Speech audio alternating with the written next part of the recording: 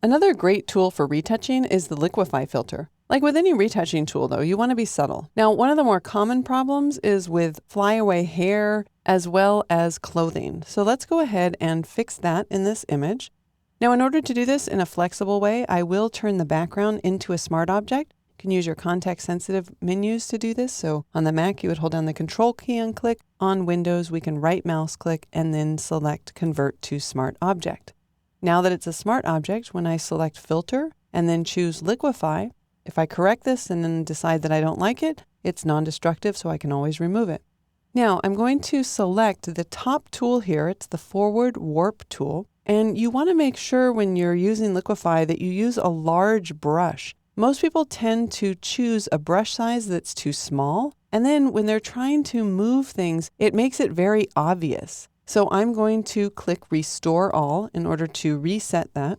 And I will choose a much larger brush size, say maybe around 130.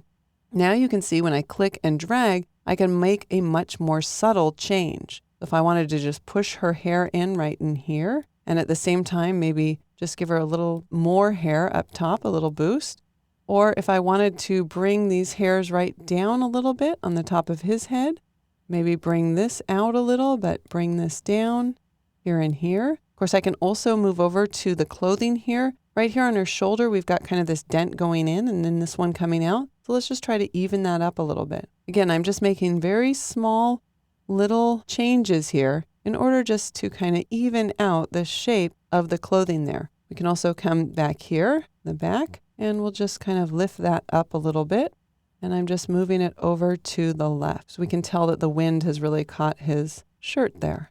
All right, now when I click OK, we can see the effects of that by toggling on or off the Liquify filter. So that was before, and that's after. You can see you can really use Liquify to just make nice, subtle changes to an image. All right, let's go ahead and take a look at this second example. Again, I'm going to convert the background into a smart object using my context-sensitive menus. And then I'll select Filter and then Liquify. Now this time when I use Liquify, I'm going to need to be a little bit more careful because as I move some areas of the image, I'm not going to want to move others. So I need to enable this advanced mode because that's going to give me another tool on my toolbar, and that's the Freeze tool. This tool is going to work like a mask so I can paint in areas that I don't want to move. For example, I don't want to distort her fingers, so I'm going to click there.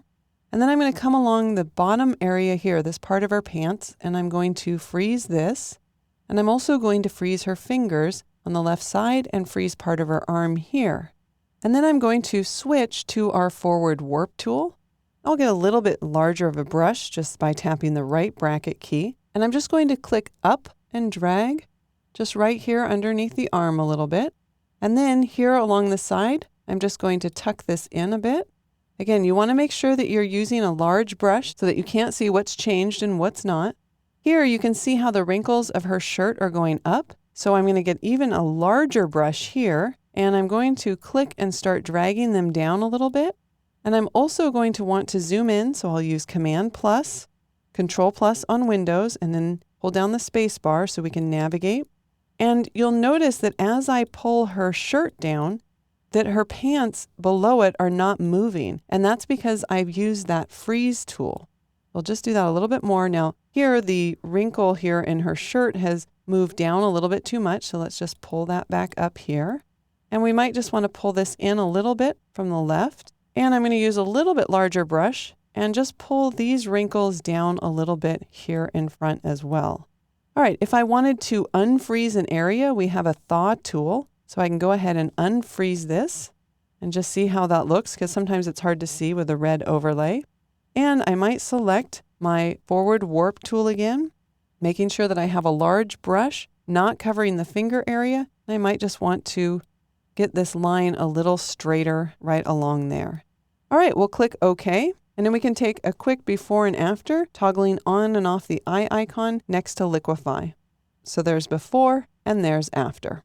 Now I see that I've pulled up a little bit too far in the foreground here, so that's the nice thing about having this Liquify be a smart filter, because if I need to make changes to it, I simply double click where it says Liquify, and then I'll make sure by getting a little bit smaller of a brush, just want to make sure that I'm not pulling any of that area up too high. Of course, if I don't want to change it, I could always just crop out that area, but I think that's better. We'll just do before and after.